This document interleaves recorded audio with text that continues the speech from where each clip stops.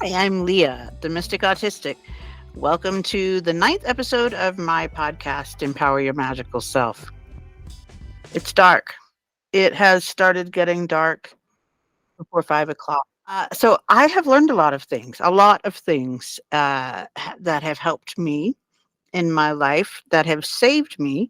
Uh, Breath work, meditation, tapping, a lot of the things that we talk about here on this show. And I've created a course. It's called Finish This Year in Peace and Start Next Year Strong. And you can get it on Teachable. Find it on my website, leahwellborn.net. And it's just $32. It's short lessons, articles that I created, some videos. It's very low key. It's designed to not stress you out, but to just give you some solid techniques to get you through what can be a really difficult upcoming time of the year. So check that out, leahwellborn.net. Now, on to the show. Today's guest, so excited to welcome Susan Chiocchi.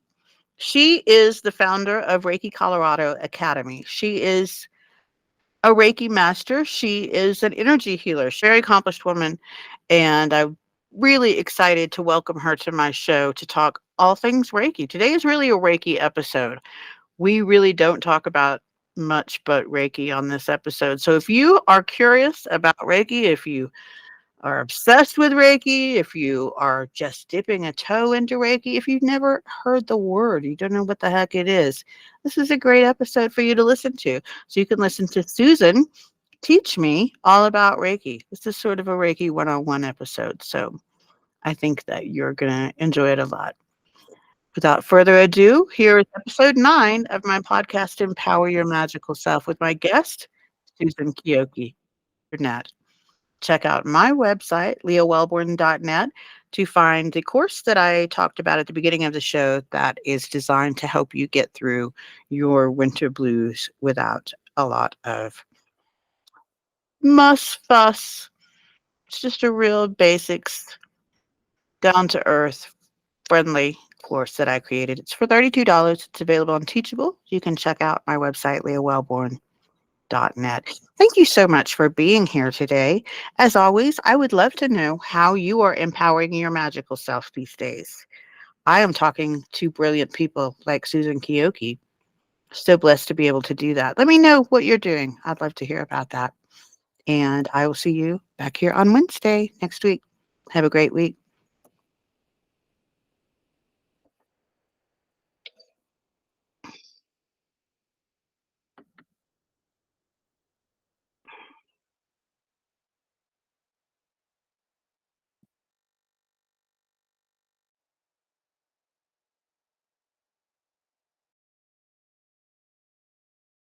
Welcome, Susan. Thank you. It's a pleasure to be here. I appreciate what you're doing with your podcast. Fantastic. Thank you so much. The Mystic Autistic, I was just diagnosed a few years ago, and it's really changed my life. It's changed my understanding of who I am in the world, and it's helped me. I like to say it kind of gave me permission that I wish I hadn't needed to love myself and to really accept myself. And that's a whole thing to unpack in its own right. But regardless, it has made me feel at 50 years old happier and more fulfilled. And, not just the autism, but all of the things that have come with feeling like, oh, okay, I have a reason why I am awkward and odd, I would think that there would have been a whole string of aha moments, right? Where you're like, oh, why do I keep struggling with this? This is the way it is.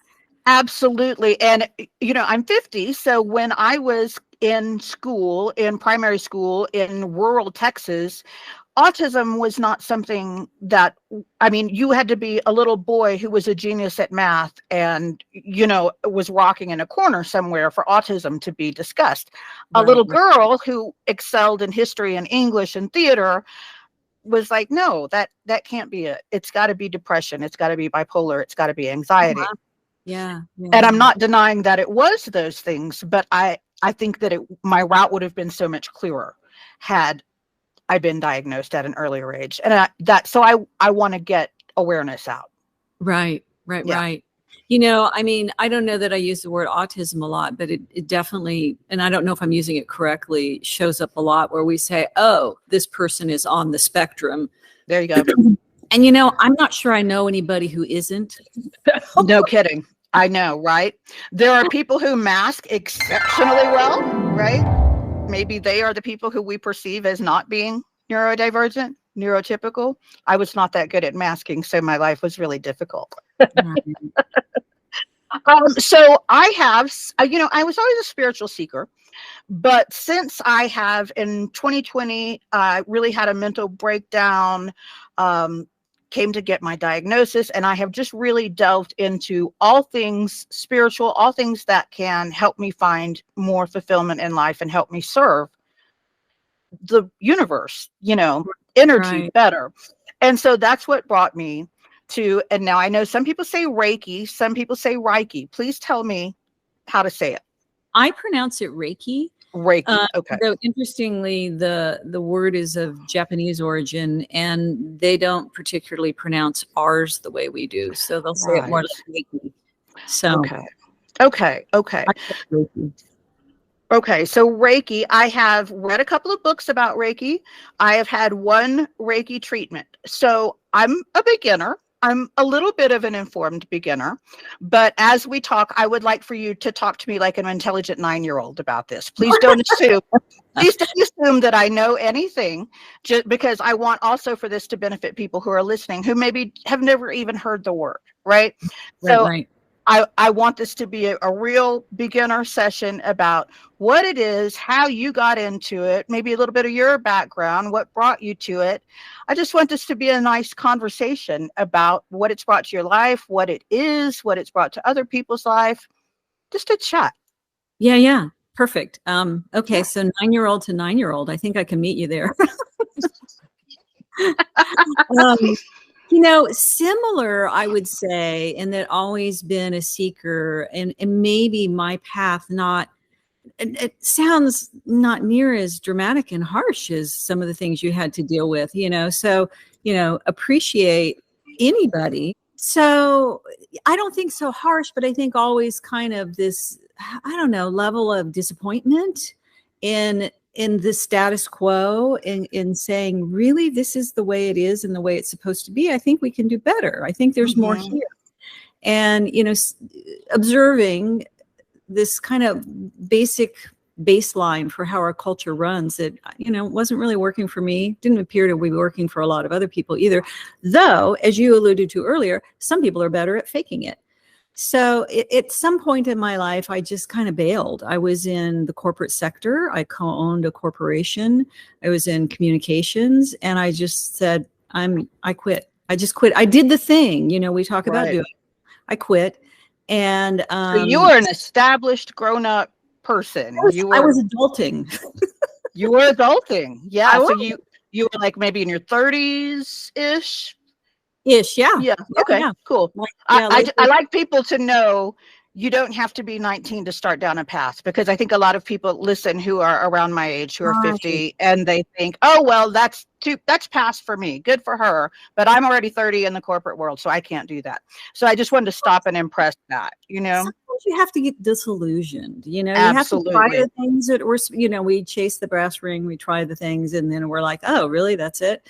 So, so I bailed, and I took the money from selling my interest in the corporation, and I studied Reiki, and I went to a healing school on the East Coast, east of the Mississippi, more familiar New York area. It's called the Barbara Brennan School of Healing. And Barbara Brennan was technically a rocket scientist. So she was a physicist.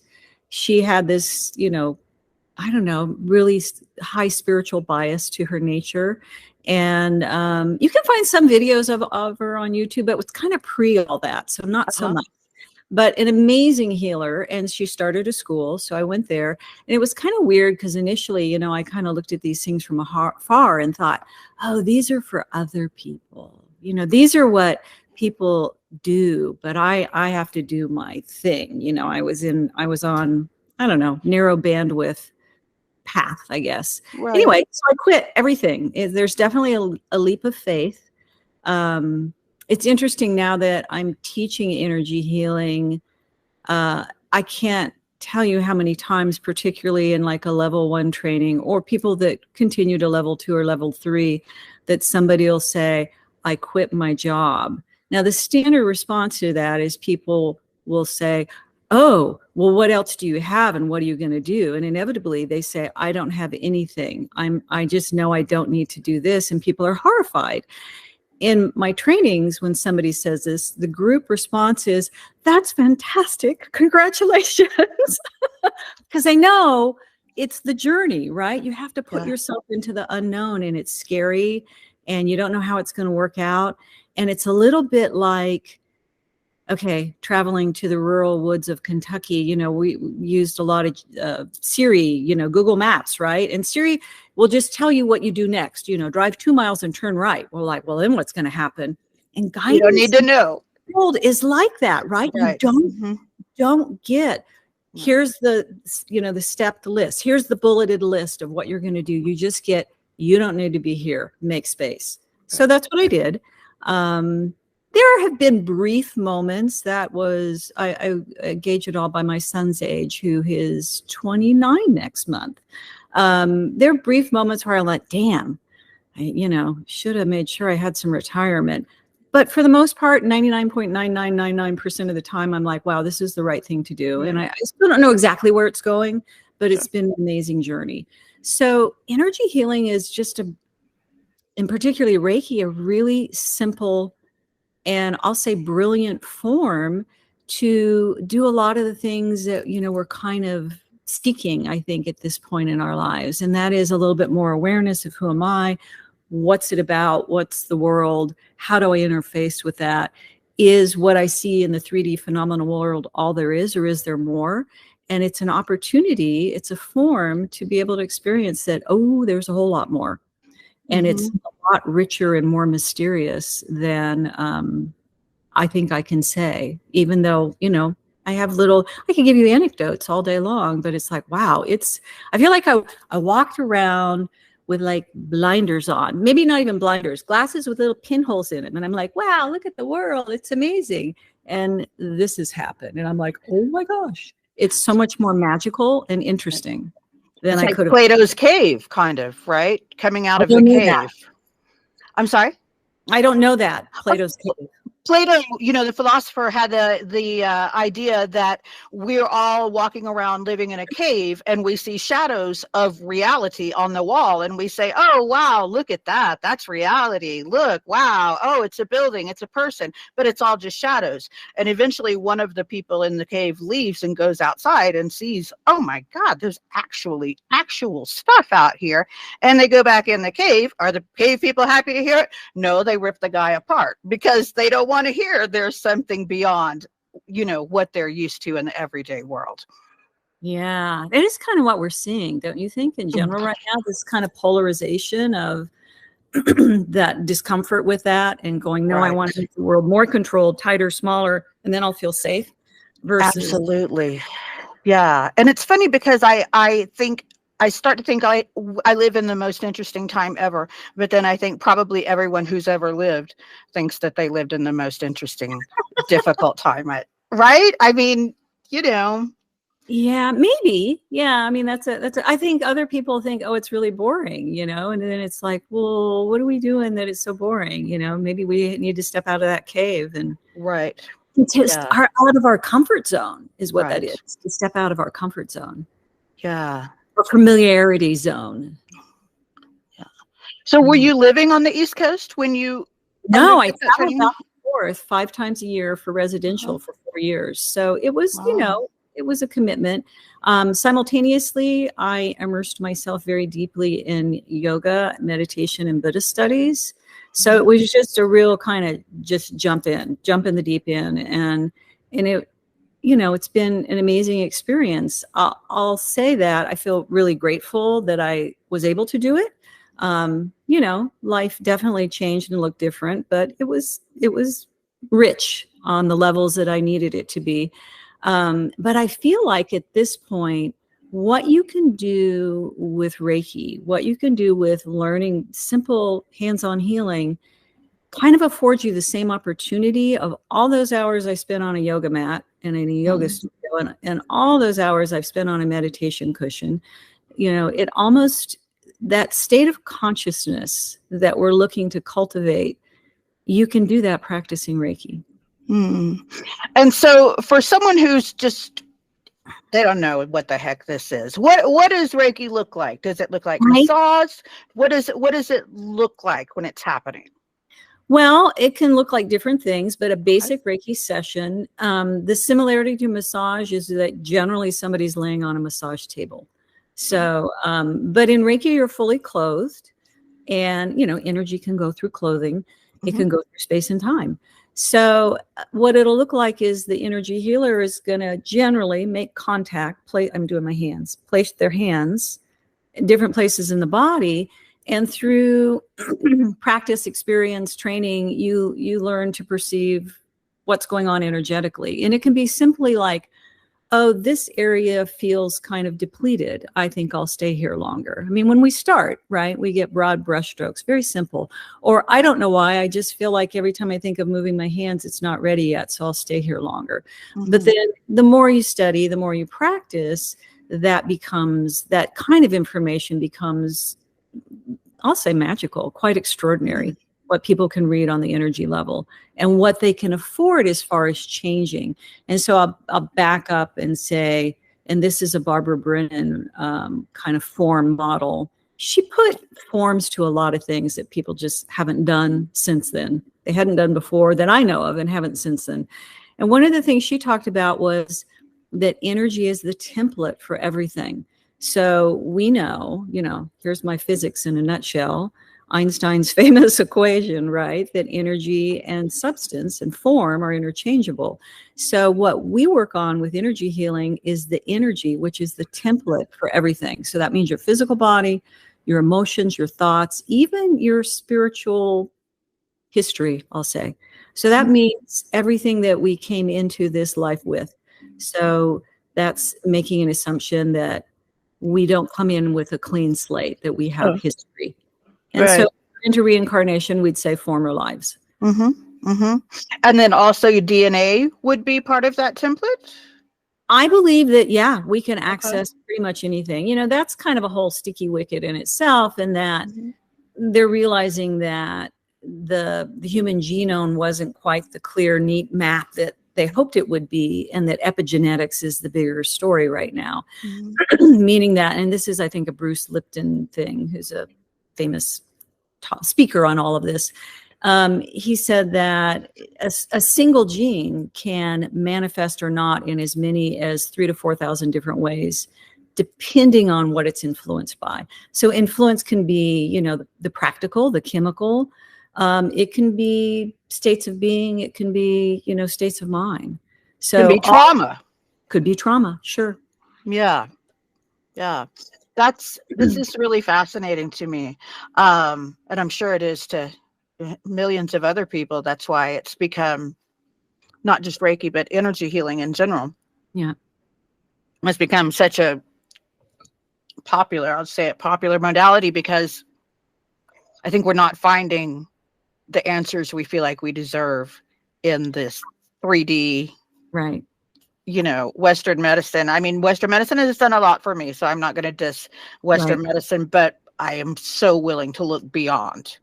And I think we're arriving that it's not an either or situation. It's that we're arriving at there's more. We're also realizing that a lot of what's becoming more mainstream as far as people's issues, their dis-ease, their lack of health, Western medicine alone doesn't have all the answers.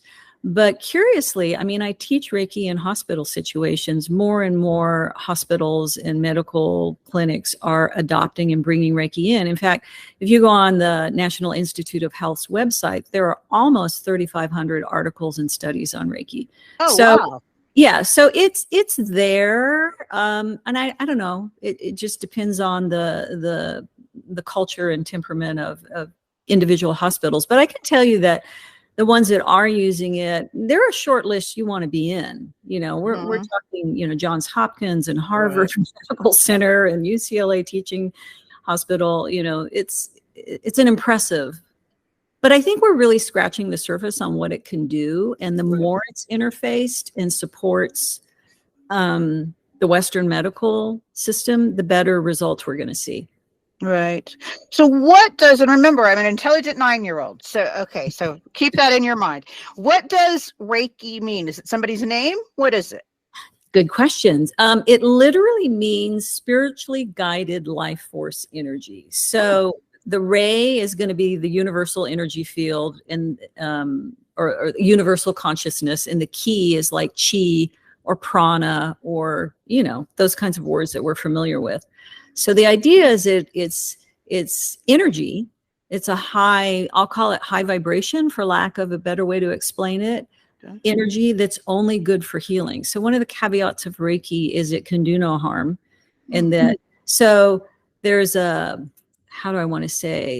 there's a way that we learn to connect to this high vibration energy. And there's a process in Reiki trainings, or at least ideally there should be, where people are attuned so that their energy field more readily connects to this very high vibration energy. If anybody's doing something that's harmful or, destructive and calls it Reiki, that's not Reiki. So it came from Japan, right? Originated? Well, absolutely, into the mystery we go. Okay. Actually, the name Reiki is used from the phonetic alphabet in Japan that they use to describe things that are not from Japan. So it came from elsewhere. Now, when I learned Reiki, which was back 97, my Reiki master and everybody else I knew that knew anything about Reiki all rather casually said, it comes from Tibetan Buddhism. And I'm located and was at the time in Boulder, Colorado. And so I'm like, well, where? And Boulder being Boulder, there were a lot of Tibetan Buddhist teachers. So I was able to chase them down and ask them questions and, sit in on trainings. And near as I can tell, it comes out of a practice, out of a specific lineage of Tibetan Buddhism and that's the one I still study in and practice in. I've been studying that for like 2 decades. Every teacher I've had, all lamas, every single teacher I've had has said emphatically that the practices we're doing have been handed down from master to student uninterrupted for 18,000 years. Oh my Lord, that's fantastic. Right? Yeah, I'm very interested in ancient history. So this is very exciting to me because I know that agriculture and, us being organized and whatnot was supposed to only be 6, 8, 10 at the latest, earliest 1,000 years ago. So you're telling me this is like double. That's what they say. And I came across a scholar who poo-pooed it and said, no. They didn't even keep time the way that we keep time now. It was only 9,000 years. But still. That's still like way older than the pyramids. Just for.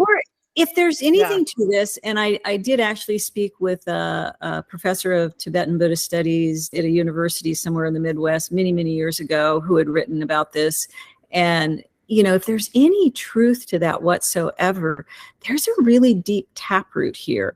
And there's another piece to it that's really curious to me. Now, obviously, I'm involved in it. I've studied other forms of energy healing. I've gravitated to Reiki because it's so spacious and does not require a belief system or religion or anything. You can basically, whatever your viewpoint is, your language, you can work with Reiki from that vantage point.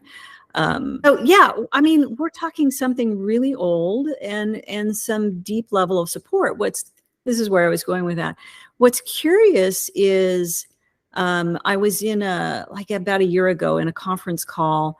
A research scientist wanted to do a study on Reiki at one of the hospitals, and there were multiple people on this phone call, right? This Zoom meeting phone call. And it was kind of casually assumed and said by the scientists and other people, well, yeah, there's other forms of energy healing, but Reiki is more powerful. And I'm like, well, I think that, but why do they think that? So I reached out to the scientists and I said, will you talk with me? So we had a really lovely hour-long phone conversation. And they said, I don't know why I think that, but I always have. And I've studied these other various forms of energy healing, but Reiki just seems to do more. And so that's one of the mysteries that I've been sitting with. Well, why? I wonder if it's that depth. I wonder if it's this deep history of energetic support that comes with it.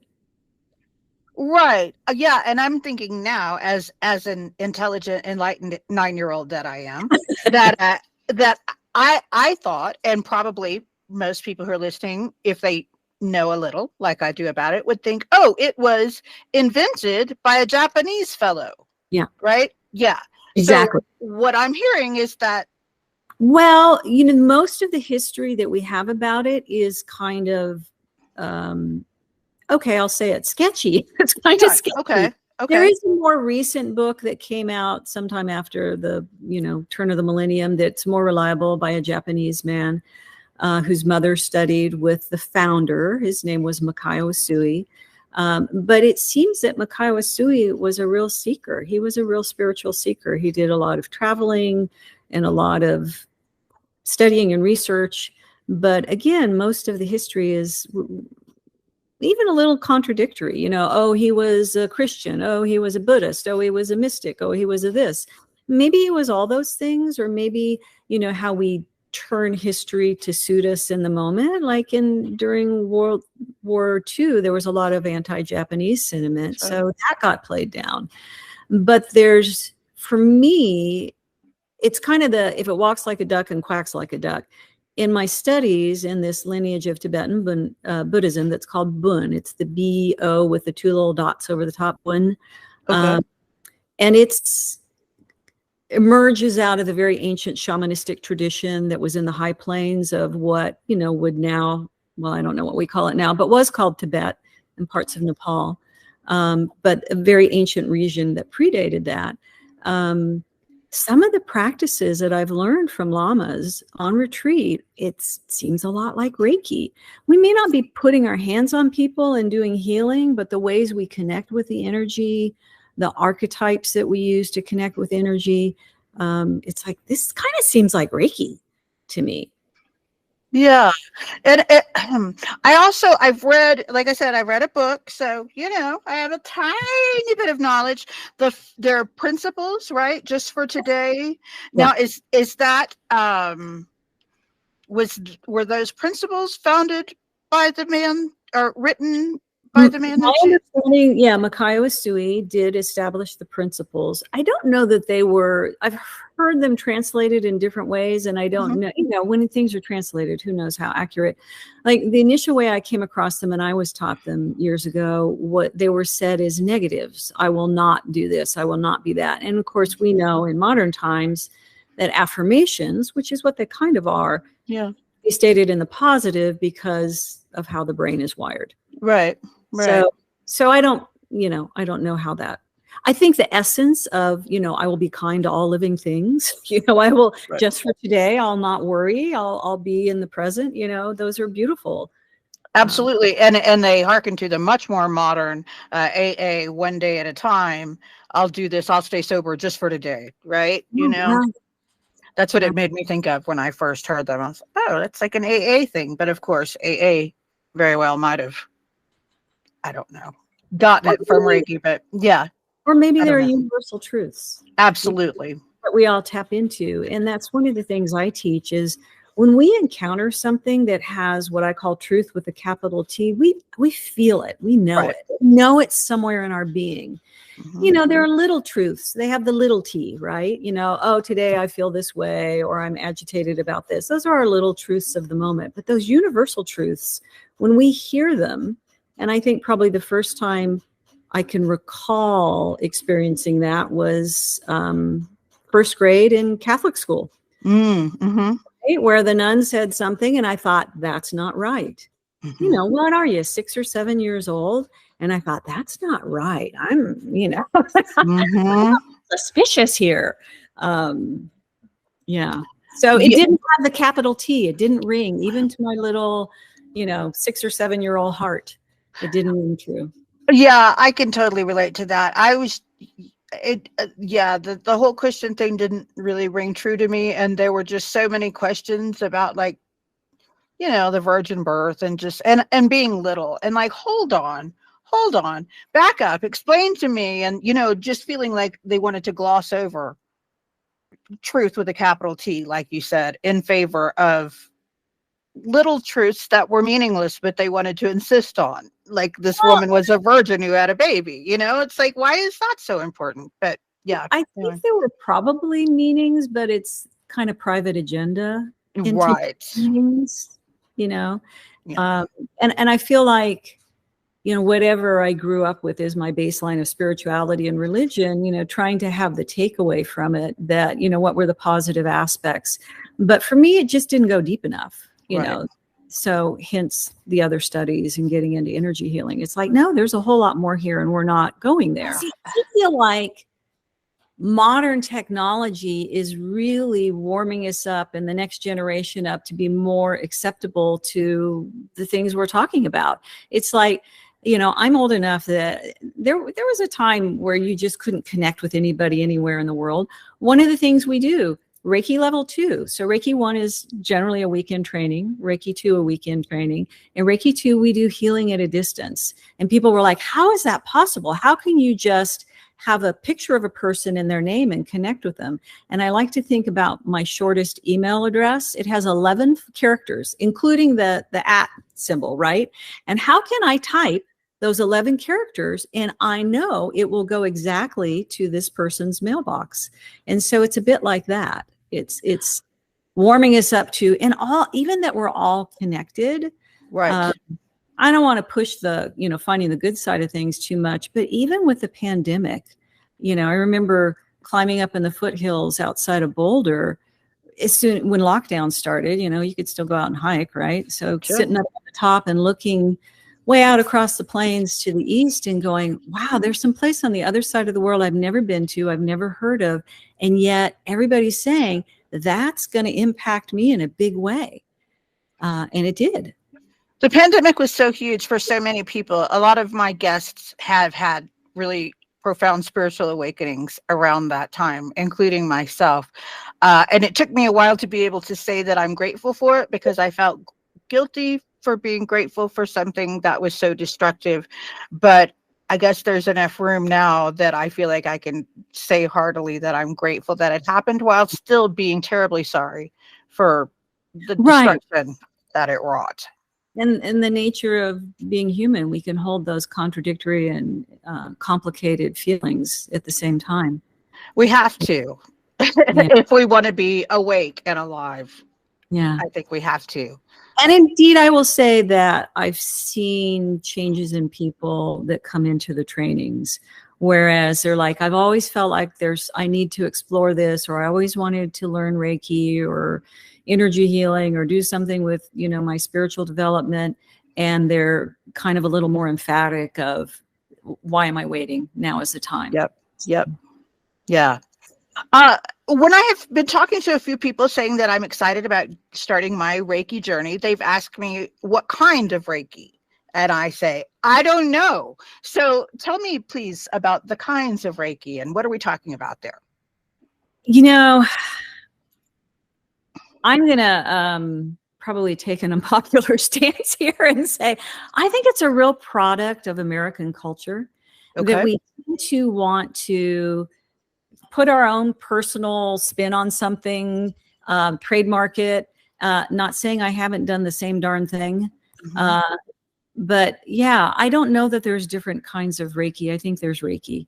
And Okay. when people say, oh, well, do you teach traditional Usui Reiki? I'm like, I that's what I believe I was taught. And as much as possible, I'm true to that. Know that it's a pretty simple process, though. So when I teach, because I have all these other healing modalities that I've been studying and continue to study and practice, I try to be really clear. Oh, this was from Barbara Brennan. Mm-hmm. This is from Tibetan Buddhism. This is from the Bön practices of Tumo or soul and life force retrieval. Just to be clear, it's not contradictory to Reiki, but Reiki on its own doesn't flesh out, I think, a lot of the details. Whereas I borrow from these other, I believe, reliable sources. Okay. Detail. And not everybody wants all the detail. They're like, no, I don't need it. I can be attuned. I can put my hands on people. I know it helps. That's all I need. But some people want more. I do, and I don't know if it's a function of my autism or what, but I am a detail hound. I want to research everything and I just love it. That's just the way my brain works, you know. Maybe just healthy curiosity, right? Yeah. What is the nature of our situation here being on planet Earth? And I mean, what are we here for? I mean, if we believe we're spiritual beings and we were somewhere before we were here and we go somewhere afterwards, this little embodied experience is a blip on the radar screen, right? Right. Yeah. Yeah. So My what's it? my skin burrito time.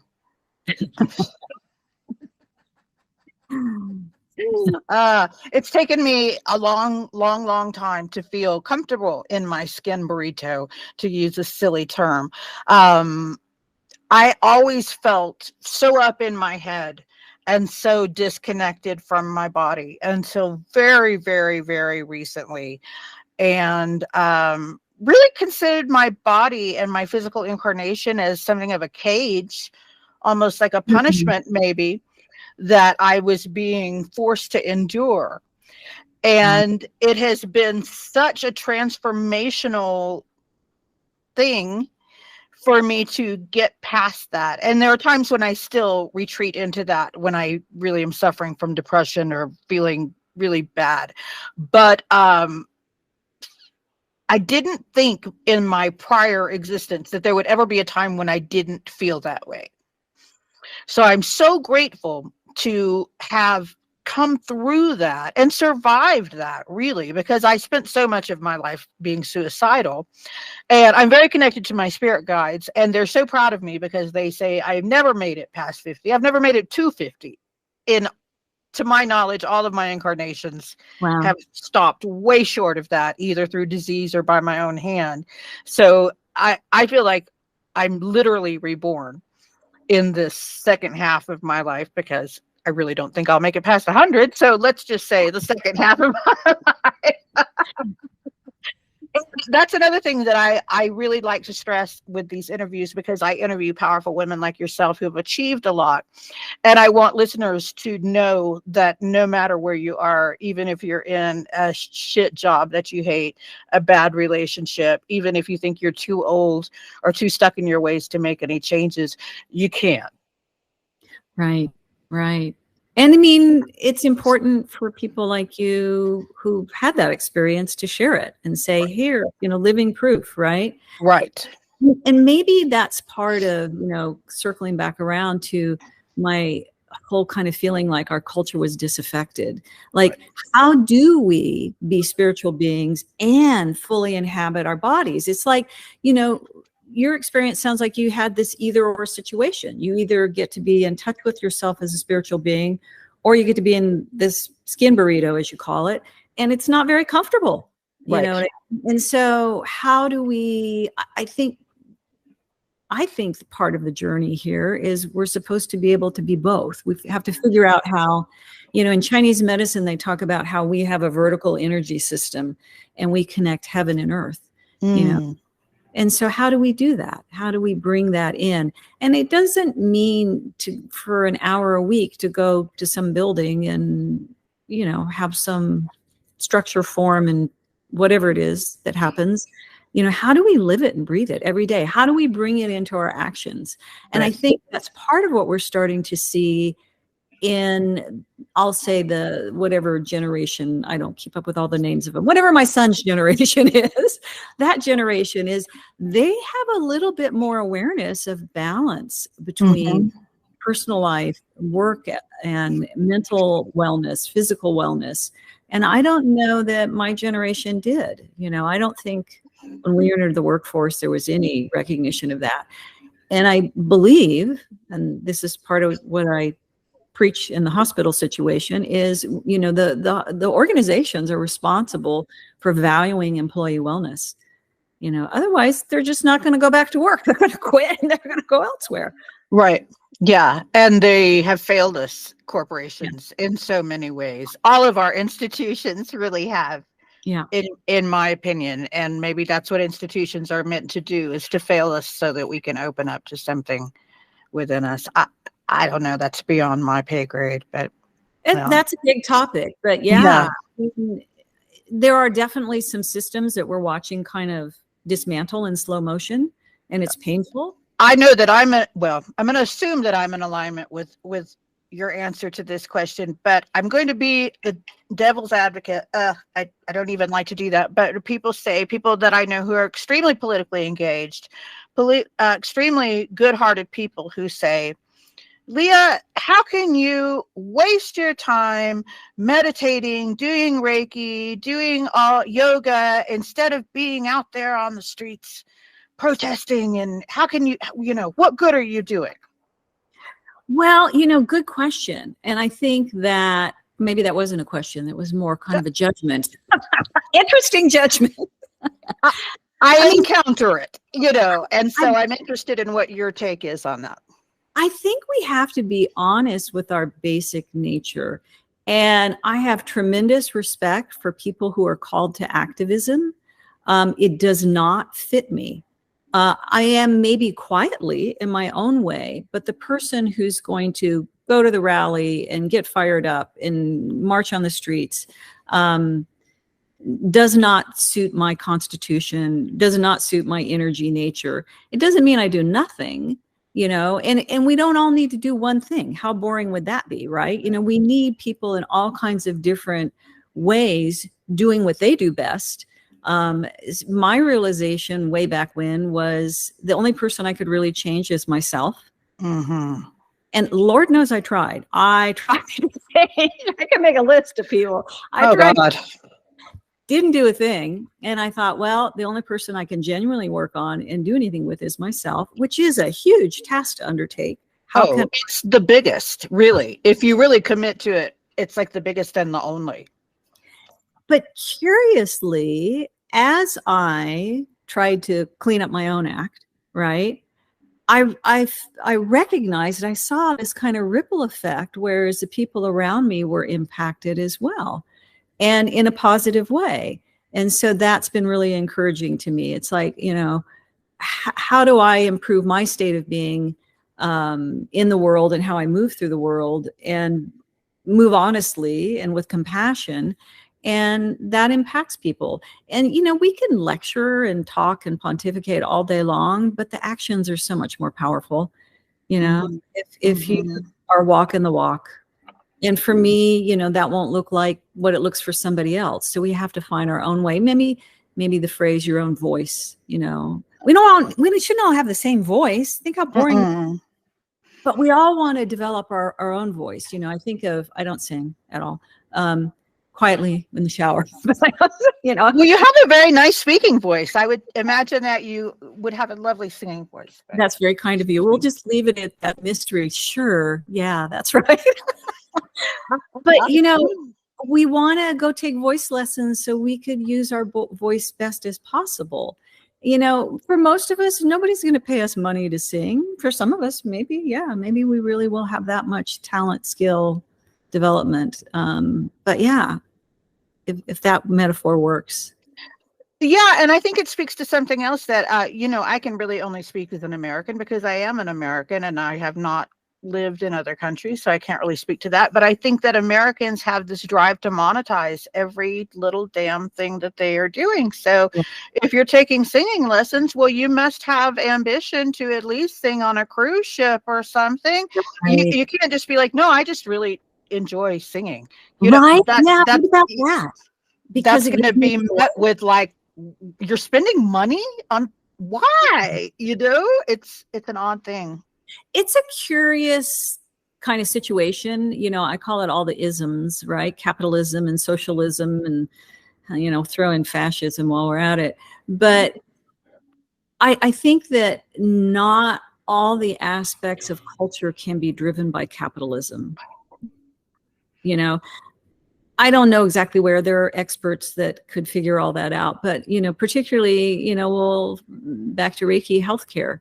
If healthcare is for profit, then that's what you're honoring. That's what you're holding on high, healthcare for profit. And so then people being taken care of and having their needs met is always going to be second. Absolutely. Not saying that healthcare professionals shouldn't be well paid for their skill and what they do, But I think there are certain things that maybe capitalism does not work in 100% of the venues, 100% agreed with you. Yeah, it's the fact that there are so much bureaucracy and so many bureaucrats that are making so much more money than the doctors administrating health system. I mean, what even is that? I go to the doctor, they give me health. That's why administrate. Yes. Right. And I mean, people are really phobic of like socialism, but probably there are some social forms that should be socialism, absolutely. Just basic goodness, taking care of people, making sure people are taken care of and they get their needs met. Nobody should be having to go to their place of work and spread their illness because they can't afford to take a day off work and they can't afford to go to a doctor, especially in a country that is as absurdly wealthy as America. I mean, I know that's a whole another topic, but yeah, something's got to give, I think. It seems like it is. Yeah.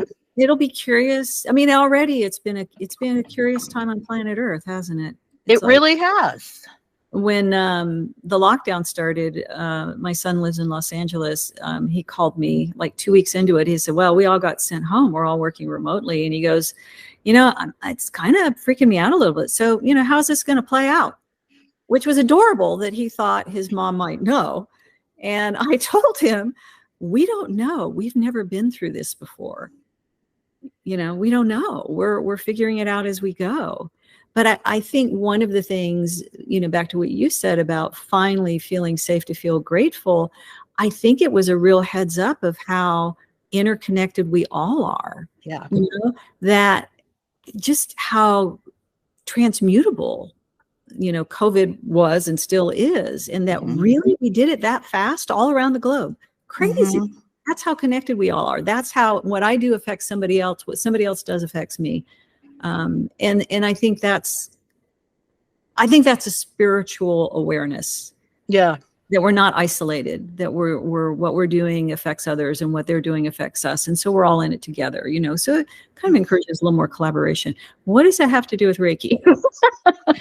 Well, just as you were talking, I was thinking about breath work, which is not exactly Reiki, but I mean, I believe it to be all part. Would you say breath work is kind of, it's akin to Reiki? In Reiki 3, I teach some Tibetan practices. They would call them yogas, but it's working with the breath, working with the energy body and energy anatomy, visualization to clear your channels, to clear your chakras. It's very powerful, very simple, very powerful stuff. And at that level, I feel like the students really need to have a daily practice. Right. It doesn't be long and involved. Right. I mean, meditation is a part of Reiki. Is it going to look like how it was, figured out in Japan? Probably not, mostly because most people can't sit the way. And that's what I always encourage people when I'm talking, because I have a very strong meditation practice. It's small, but it's mighty. And I always encourage people, you don't have to stick still and clear your mind. In fact, you might not even be able to do that. And don't be hard on yourself for that. Right. But going back to what I was saying about the breath work is, breath work is so essential. And if people want to say it isn't, hello, it was breath that was taking COVID around the planet, was it not? So that can tell you right there how powerful our breath is and how interconnected we are, breathing in each other's air every single second of every day, know? Yeah. That's kind of crazy when you think about it and how quickly it all travels. In energy work, the energy travels on the breath. The breath is the vehicle for the energy to move in the body. And so, we think of respiration as just being air in and out of the lungs, but actually we learn practices where we're directing energy wherever in the body, and the breath is the vehicle. And in more advanced training, in how I teach Reiki 3, we use the breath, the inhale, the exhale, we do it ourselves. Every time you sigh, you're releasing energy, right? Yeah. So we use our exhales to help things release. We use our inhales to connect. And I've had it probably goes right along with everything else I've told you about myself, such a chronic problem of holding my breath when I concentrate. Oh my God. Sometimes I'll be like, wait a minute. When was the last second that I actually took a breath? Maybe like 45 seconds ago. And I've just kind of been sitting here in stasis, and I have to really remind myself Right. just to breathe, I mean, it's entering athletics and things like that now more, where they recognize. I mean, part of full disclosure, part of my time here in the woods in the Eastern time zone is I'm rock climbing. Right. And when things get hard, guess what you do? You hold your breath, and we all laugh about it. You're like, yeah, I'm just going to hold my breath the whole way. That ought to make it good, because we know how stupid it is. I know. And yet we still do it. Yeah. Yeah. So it's a constant thing. Like you said, people, I try to think of myself 4 years ago listening to this podcast and what I would have needed / wanted to hear when I was this journey in a really, really bad place. Breathe, I would tell myself. Remember to breathe all the time. Keep it foremost in your mind if you need to. And there is a way out of this. Right. So many people I talk to say, I'm in such a bad place. There's no way out. I've been to 20 therapists. I've tried this. I've tried this. I've tried that. So I'm just going to be miserable the rest of my life. And my heart just bleeds for them because I've been there. And I want them to know that that does not have to be true. It just doesn't have to be true. I think the other end of that stick is that how can the breath be so powerful? We do it all day long. We do it in our sleep. Is it really that big of a deal? And it is. Yes, it is. Even just sit and be quiet and close your eyes and notice feel yourself breathe, right? Where am I breathing? Where am I not breathing? Oh, and you start to notice, oh, I'm tight here. Oh, I'm holding there. I didn't even realize it. The breath is an amazing meditation tool. The simplest form of awareness, just to pay attention to the energy of the inhale and then the energy of the exhale. And they're opposites. They're completely opposite energies. So the exhale, the energy goes down. It grounds you. The inhale, the energy goes up and it's expansive. And so at any given time, we're out of balance with one or the other. And so what do I need? Do I need more grounding at this time? I'm going to focus on my exhale. In fact, I'm going to try and exhale a little longer than my inhale. Or am I flat and down and out? I'm going to focus on my inhale. I'm going to sit up, straight posture, and I'm going to really feel that inhale. And you'll start to be aware that the energy of the breath is moving past your body. Out. And that's, anybody can do it anytime. You don't have to pay anybody any money. You don't have to have any fancy equipment. It's just you breathing, but noticing. And the more you notice, the more there is to notice. It's like this internal landscape starts to get really rich. You know, the most boring image in the world is seeing somebody meditate or doing breath work. I mean, how boring is that? But if you ever do it for more than a moment with awareness, you realize there's a lot going on, and that landscape is very rich and it's informative. Even just the chronic patterns of, I'm only breathing up here. It doesn't go below this. What up with that? That was me. And I would inhale like that, shoulders up when I inhale. No wonder I was freaking tired in my neck and my shoulders all day. I'm breathing right here, So awareness, just gauging. Yeah. It's extremely informative just to really get in touch with yourself. Yeah. And then you get to be this geeky meditator where you're like, oh, I can't wait to sit down and meditate. What am I doing with my breath today? Right. We get geeky about it, but it's okay. Well, you can even just be driving in your car and be like, holy heck, that's not good. I need to, really relax. And it can really change your mood because, my gosh, if I'm headed someplace that I'm not particularly excited about being headed to, chances are I'm not going to be breathing really well. And so I'm going to get there and I'm going to be in fight or flight. And the whole thing's just going to snowball. Yeah, it's a big loop. Loop. Yeah. Which was the first 45 years of my life. We're laughing, and I don't mean to be laughing at, but it's just, how ridiculous state. Absolutely. That was the baseline, and that's all you knew. That's just, I think that's part of what's changing, and part of what I feel like the next generations are not going to tolerate is a world that allows that.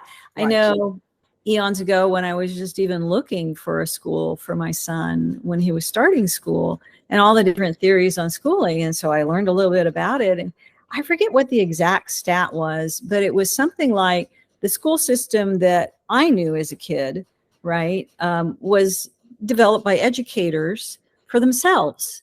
And they represented, it was a single digit % of the population. So school was perfectly suited for this single digit % of the population. And they're like, yeah, they designed it for themselves and they went, this is great. It works for me. But for people it didn't work for, yeah, which was the majority Most of the people, sure. It's doing better, and in parts of the country, some doing better than others, where that we're realizing, oh, we're not including everybody and in the style of learner that they are. Right. Yeah. And that's part of Reiki, you start to learn, how do I perceive energy? There's not one way to do it. There's not a right way, wrong way. It's like, how do you perceive energy? How do you, because we know stuff. Everybody's been, I don't know, in a gathering somewhere and you walk away and you're like, well, you know what's going on with people. You're like, this one's mad at this one. And I saw, and people that aren't paying attention go, how do you know that? And you're like, well, the nuances of body. Can't you feel it? Yeah, you feel it. Yeah. Yeah. And so we are reading energy. We just don't have the language for it. Right. And I love what you said about everybody perceiving it and doing it differently, because if I've learned one thing in 50 years is one size fits all is a lie.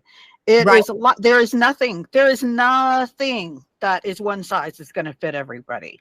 Right. There's just not. And the sooner you accept that, Which is, again, my attraction to Reiki, is it's not a one size. It's like we have this very basic process where we, support you in connecting to this high vibration of energy that's only good for healing, that's, only benefit for people.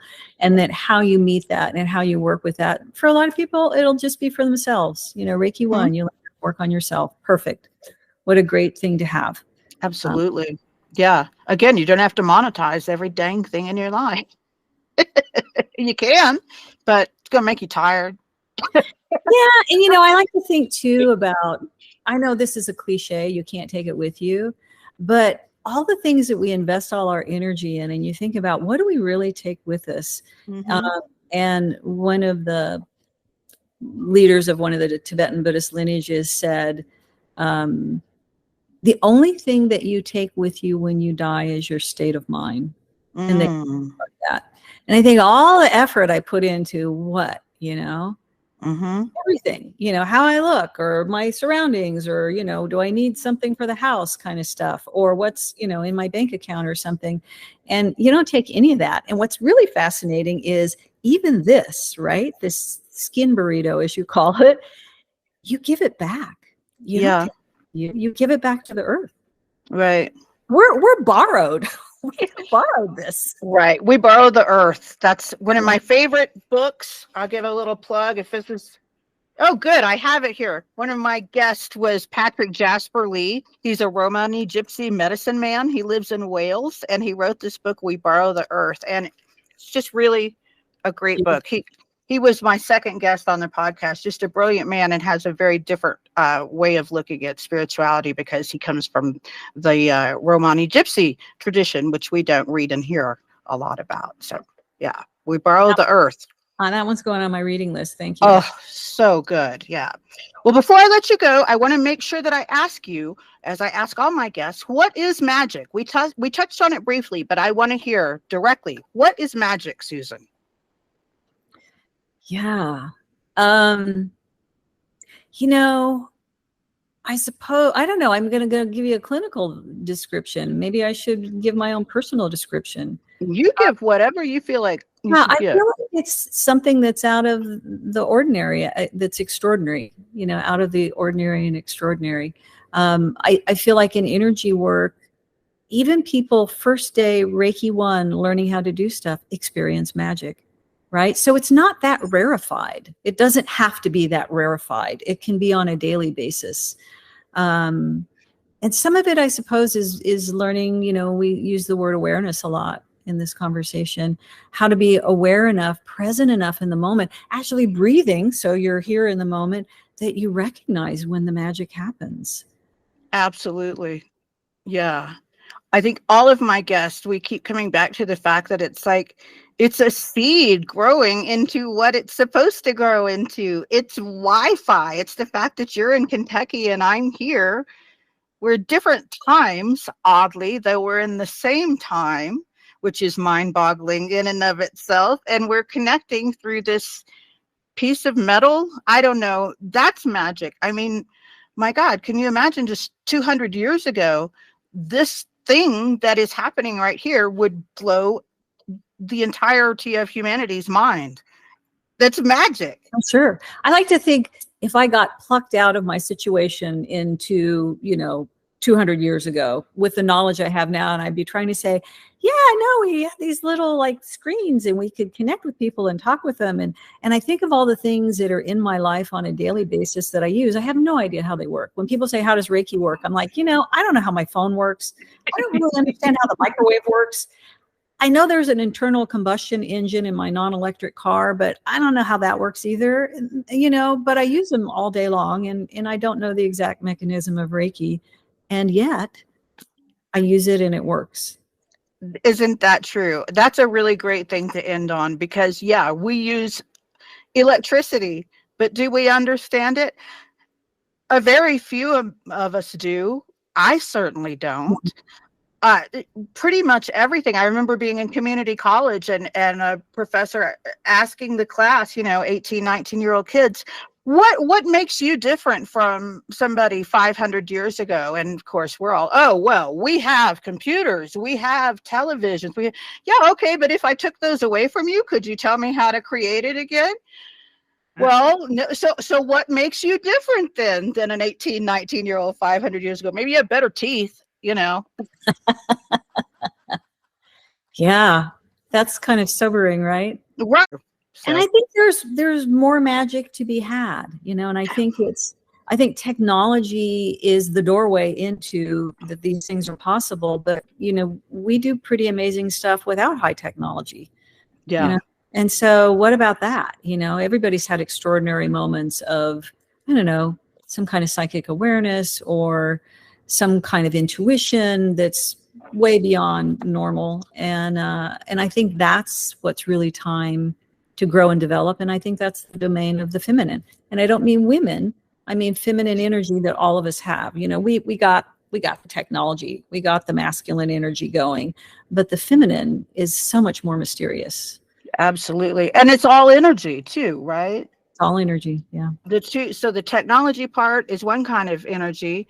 And then this other wonderful 5D mysterious energy is another part, but it's all part of the same thing. Yeah. Again, two ends of the same stick. One we use things, gadgets and gear and things to make it happen. And the other, it's just we have it in our being. How fun is that? It's marvelous. Magical. It's magical. It's magic. Yeah. Thank you so much, Susan. I'm so appreciative of you coming. So Susan, tell me before we wrap up, where can people find you? Tell us about what you do and how people can learn from you. So I have a website that's called Reiki Colorado, now Reiki Colorado Academy, but it's www.reikicolorado.org. And it speaks a lot to, what I'm doing currently, my teaching, where it's available.